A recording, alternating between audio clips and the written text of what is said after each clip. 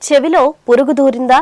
కొన్నిసార్లు ఈగ లేదా కీటకం చెవిలోకి ప్రవేశిస్తుంది. ఇది చాలా అరుదు అయినప్పటికీ ఒక పురుగు చెవిలోకి ప్రవేశించి కొంతకాలం అక్కడే ఉండగలదు.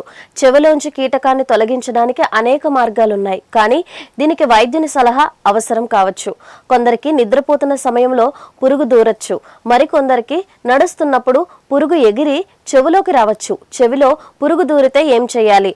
వర్షాకాలం ప్రారంభంలో కీటకాలు, పురుగులు ఇంట్లోకి ఎక్కువగా వస్తుంటాయి. తరచుగా దోమలు, ఈగలు లేదా చిన్న బొద్దింకలు వంటి ఈ కీటకాలు చెవిలోకి ప్రవేశిస్తాయి.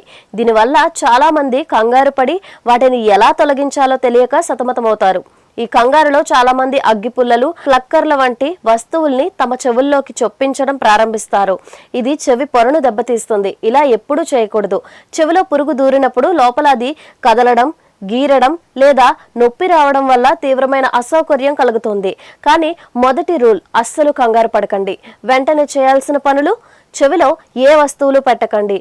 వేళ్లు, కాటన్ బడ్స్ లేదా ట్వీజర్స్ అంటే చిన్న పటకారు వంటివి అస్సలు వాడకండి. వీటి వల్ల పురుగు ఇంకా లోపలికి వెళ్లడమే కాకుండా చెవి కర్ణబేరి దెబ్బతినే ప్రమాదం ఉంది. గురుత్వాకర్షణ శక్తిని ఉపయోగించండి. పురుగు దూరిన చెవిపైకి ఉండేలా తలను పక్కకు తిప్పి 1 నిమిషం ఆగండి. కొన్నిసార్లు పురుగు దానంతట అదే బయటకు వచ్చేస్తుంది. ఒకవేళ రాకపోతే ఆ చెవి కిందకి ఉండేలా తల తిప్పి నెమ్మదిగా తలను కదల్చండి, అంటే ఊపండి. పురుగు బతికి ఉంటే ఆయిల్ వాడండి. లోపల శబ్దం వస్తున్నా, కదులుతున్నట్లు అనిపించినా పురుగు బతికే ఉన్నట్లు లెక్క. అలాంటప్పుడు తలను పక్కకు వంచి గోరువెచ్చని మినరల్ ఆయిల్, బేబీ ఆయిల్ లేదా ఆలివ్ ఆయిల్ లేదా వంట నూనె 3 నుంచి 4 చుక్కలు చెవిలో వేయండి. దీనివల్ల పురుగుకి ఊపిరాడక కదలికలు ఆగిపోతాయి, నొప్పి తగ్గుతుంది. 1-2 నిమిషాలు ఆగాక తలను కిందకి వంచితే నూనెతో పాటు పురుగు బయటకు వచ్చేస్తుంది. గమనిక: మీకు గతంలో ఎప్పుడైనా కర్ణబేరికి రంధ్రం పడినా, చెవి ఆపరేషన్ అయినా లేదా చెవిలో ట్యూబ్స్ ఉన్నా ఈ ఆయిల్ అస్సలు వేయకూడదు. పురుగు చనిపోతే గోరువెచ్చని నీటితో కడగండి. కదలికలు ఆగిపోయి పురుగు ఇంకా లోపలే ఉండిపోతే ఒక శుభ్రమైన సిరంజి అంటే బల్బ్ సిరంజ్ సాయంతో గోరువెచ్చని నీటిని చెవిలోకి నెమ్మదిగా పంపి ఫ్లష్ చేయండి. నీటిని మరీ ఫోర్స్ గా కొట్టకూడదు.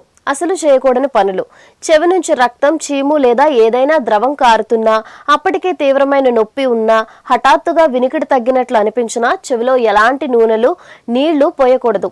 చెవిపై గట్టిగా కొట్టుకోవడం, తలను గట్టిగా బాదుకోవడం చేయొద్దు.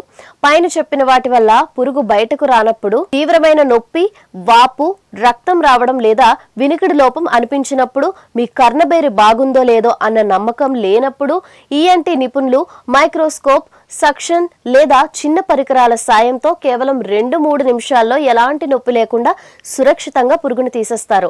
దీనికి అస్సలు సిగ్గుపడాల్సిన అవసరం లేదు. ఇలా జరగడం చాలా సహజం. ముఖ్యమైన విషయాలు: చీమలు దూరితే చెవిలో చీమలు వెళ్ళినప్పుడు అవి కుట్టకుండా ఉండడానికి పైన చెప్పినట్లు వెంటనే 2 చుక్కలు నూనె వేయటం ఉత్తమ మార్గం. కెమికల్స్ వాడకండి. కొందరు పురుగు చావాలని డెటాల్, శానిటైజర్ లేదా ఆల్కహాల్ వంటివి చెవిలో పోస్తుంటారు. ఇవి చెవి లోపలి సున్నితమైన చర్మాన్ని, కర్ణబేరిని పూర్తిగా పాడు చేస్తాయి. కాబట్టి వీటిని అస్సలు వాడకూడదు. నిద్రించేటప్పుడు జాగ్రత్త: నేలపై పడుకునే అలవాటు ఉన్నవారు లేదా తోటలలో చెట్ల కింద పడుకునేటప్పుడు చెవుల్లో చిన్న దూది పెట్టుకోవడం లేదా చెవుల్ని కప్పేలా క్లాత్ కట్టుకోవడం వల్ల ఇలాంటి ప్రమాదాలని నివారించవచ్చు.